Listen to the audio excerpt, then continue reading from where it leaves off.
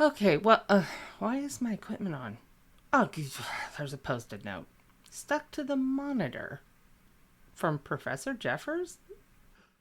Wilma, due to the accidental broadcasting of our candid conversation about dragons, I'm afraid I'm going to have to miss our next recording session as I am in fear for my life. I am hoping to iron out things with the dragons, but things are taking longer than I expected. I have two favors to ask of you. First, would you read from my journals for the next episode of the podcast? Start at August 4th of 2011 and read through the 6th. Second, when you give this recording to our sound editor, give him a severe talking to about being more careful what makes it into the final cut. Appreciate you, Professor Edward Jeffers. Sound editor? Yeah, I'm the sound editor. Whatever. Well, I guess we should start.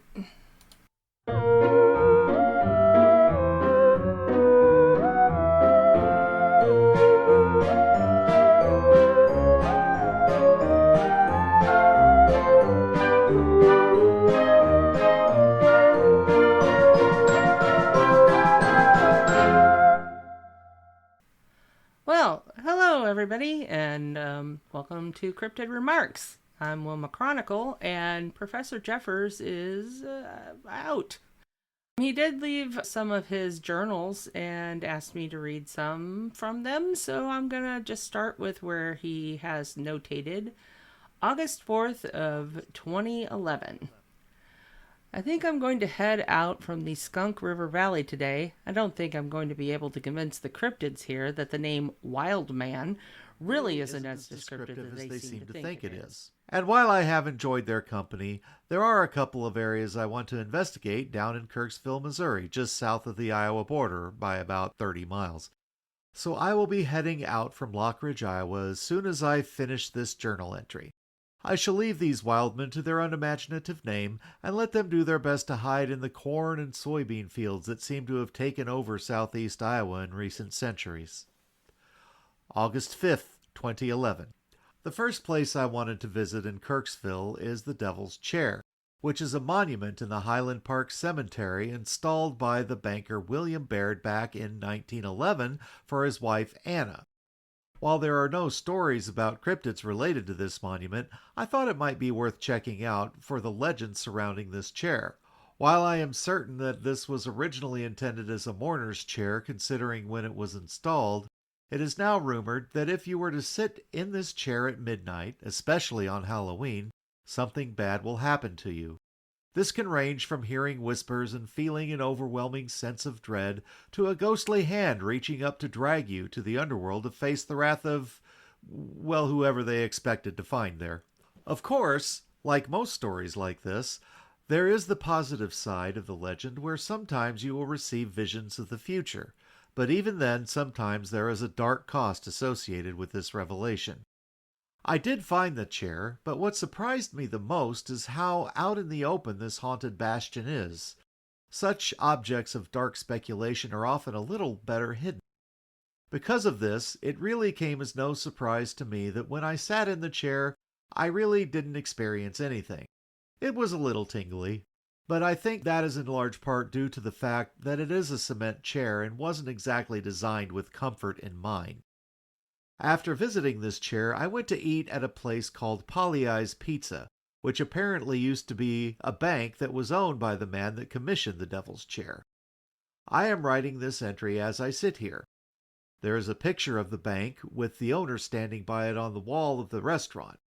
And while the place is a little cramped, the food here isn't bad. It definitely has the feel of a college favorite place to eat. Tomorrow I intend to head out west of town to visit Thousand Hills State Park, where my second destination of Kirksville lies. I may actually head out there later tonight and sleep under the stars. I always get better rest when I do that, but when there is public camping offered in the wooded area, they often don't like it if you just come in and sleep in the woods without their permission, but they would have to find me before they can kick me out. August 6th, 2011. This is a nice park. I've seen better, but I've also seen worse. I think they've done a pretty good job of making the beauty of nature accessible to those who may not have easy access to it And I guess that's what parks are all about. Earlier in the morning, I paid a visit to the site I had come here to see, the petroglyph shelter. If you know what you're looking for, petroglyphs can hold a wealth of information about both humans and cryptids in the area. The subtle variations in the pictograms carved in the sandstone can be very informative. Unfortunately, I was more heartbroken than anything when I arrived to study this particular specimen of petroglyphs. While I was able to learn something about this area from centuries past, I was saddened at how badly the carvings had been defaced. On the one hand, I can understand why people would do this. Many creatures long to leave something behind that they can be remembered by. But when you destroy somebody's previous work to make your own mark in the world, it saddens me. Disgusting, isn't it? I heard a voice behind me say. I turned around, slightly startled because I thought I was alone. There was a woman behind me in a tan outfit with a notebook in her hand, scribbling down notes. I was just thinking that. It's a shame to see such beautiful art defaced so callously, I said back. We got into a lengthy discussion about the vandalism of not only pieces of historical art, but the natural world in general. She recounted several stories of seeing beautiful stone monuments and natural formations destroyed by humans. She gave me a funny look when I told her that I believed that most humans probably wouldn't do things like that if they were aware of the damage that they were doing, and told her about my same struggles with humans and their attitudes towards cryptids. The more we talked, the more excited she seemed to get. Eventually she told me that she thought she could help me. My name is Wilma Chronicle. Have you heard of me? She asked. No, I admitted. She went on to explain that she was a reporter of sorts, that the types of things she writes about were pretty niche, and that I would probably appreciate some of her work, which I vowed to check out at some time. She told me that she could probably set me up to have a bigger audience for the messages I was trying to spread about cryptids, and how they could have a better relationship with humans if they would try to understand each other rather than just react to each other. She then started talking about things that I hadn't heard of, like social media and podcasting. I told her thanks, but that things were going well enough right now and that I wasn't interested. We did exchange information, as we seemed to both be interested in each other's work. She told me if I ever wanted to join the 21st century, I should let her know. I was under the impression that I was already a part of the 21st century, but I didn't want to seem rude, so I just said I would consider it. I decided to take a walk around the larger of the lakes in the park before heading on my way. As I was walking, I came across a small group of people that looked like they were having some kind of ceremony.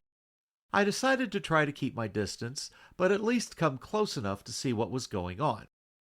As it turns out, it was a wedding ceremony. The couple were dressed in what looked like white peasant clothing from days past, and the officiant was sharply dressed in what looked like a pirate outfit. The people standing with the couple all looked like they were in their early to late teens and could well have been the children of the couple getting married. The whole thing brought my mood up from the tragedy at the petroglyph site. I watched for a while, a respectable distance away, not wanting to crash their party. After a while, it got me thinking about my own recent past and mistakes that I may have made. I decided to leave before I lost too much of the positive mood I had gotten from this happy occasion. Aw, I remember that wedding. It was really sweet. That takes me back of when I first met Professor Jeffers. Didn't know what I was in for when that happened. Anyway, this has been Cryptid Remarks. Remember to get us on all the socials. We're at cryptidremarks.com and at Cryptid Remarks through Discord and Facebook and YouTube and Blue Sky, but I never remember his email address at Blue Sky. But it's on the website. So if you have any questions, feel free to drop us a line. And just remember, if you think you saw something, you probably did. You've been listening to Cryptid Remarks. The part of Professor Edward Jeffers was played by Jeffrey Morton. The part of Wilma Chronicle was played by Kimberly Morton. All music was written by Ruben Vansler. Sound editing by Jeffrey Morton and Ruben Vansler. Our web guru is Aaron Milosic. If you have any questions you would like us to cover, contact us at cryptidremarks@gmail.com or link to our Discord through cryptidremarks.com. Thank you for listening. And don't worry, I probably don't exist either.